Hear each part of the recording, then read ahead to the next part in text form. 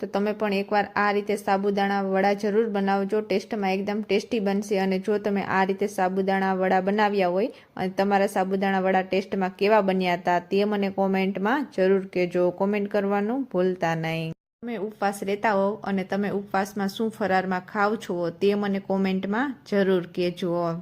જો તમને આ રેસીપી સારી લાગી હોય તો ચેનલને લાઈક કરજો, શેર કરજો, કોમેન્ટ કરજો। નવી જ નવી રેસીપી જોવા માટે ચેનલને સબસ્ક્રાઈબ કરજો, સબસ્ક્રાઈબ કરવાનું ભૂલતા નહીં। Thank you. મળીએ આપણે નેક્સ્ટ રેસીપી સાથે।